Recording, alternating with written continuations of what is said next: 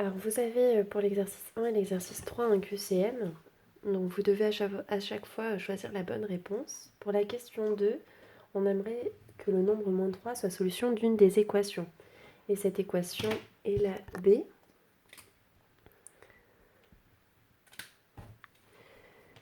Car on a vu dans le cours que ln exponentielle s'annule. Donc ln de exponentielle de moins 3, ça fait bien moins 3. Pour la question 3, on considère la fonction g définie sur l'intervalle moins 1,5 plus l'infini par g de x égale exponentielle x divisé par 2x plus 1. La fonction g est dérivable sur l'intervalle moins 1,5 plus l'infini. Et sa fonction dérivée est définie par, et c'est à vous de trouver, donc la fonction g, si je recopie son expression, c'est exponentielle x, le tout divisé par 2x plus 1. Donc on va le dériver comme un produit. La dérivée de u sur v, c'est u' v moins u v' sur v carré. Donc la dérivée d'exponentielle x, c'est exponentielle x.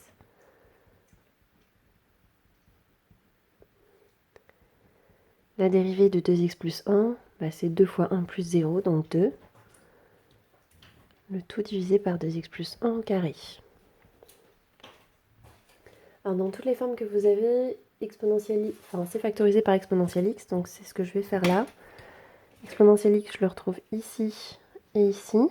Donc je factorise par cette quantité.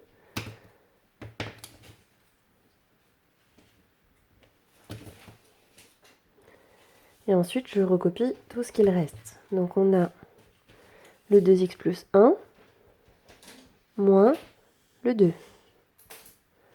Le tout divisé par 2x plus 1 au carré.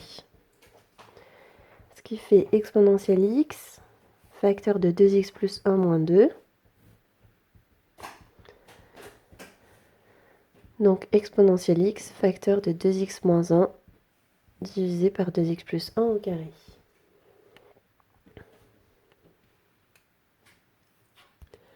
Donc cette solution n'est pas la première, pas la deuxième, pas la troisième, donc aucune des réponses précédentes ne marche. Donc là, c'est la réponse D. Maintenant, quatrième question. On considère l'équation différentielle y seconde plus 4y égale 0. On sait que la fonction en 0, elle doit être égale à 1. Donc on a cette condition, cette équation et cette condition. Et on n'a pas d'autres informations. Donc déjà, on a besoin que le nombre devant y soit le carré d'un nombre, et 4, c'est le carré de 2. Donc on sait que l'équation a une solution de la forme lambda cos de x plus mu sinus de x. Et on sait que l'image de 0, c'est 1, donc on remplace tous les x par 0.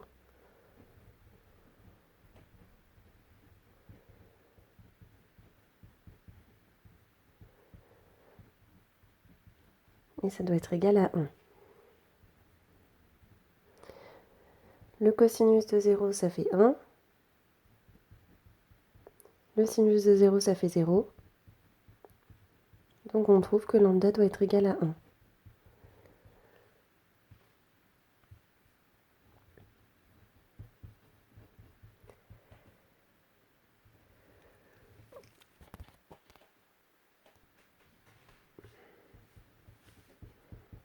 Donc toute fonction qui va ressembler à ça va marcher. C'est-à-dire que la première, c'est pas bon parce qu'il faut absolument avoir du cosinus de x. La deuxième marcherait parce qu'on a du cosinus de x. La deuxième non, parce qu'il y aurait du sinus. Et la troisième non plus. Donc la solution B marche avec mu qui vaut 0, parce que si je remplace mu par 0, ça fait 0 fois sinus de x et il resterait que le cosinus. Donc là, la solution que je remarque, c'est la réponse B. Donc c'est la réponse B avec mu égale 0. Vu qu'on n'a pas de contrainte sur mu, on peut prendre la valeur qu'on veut.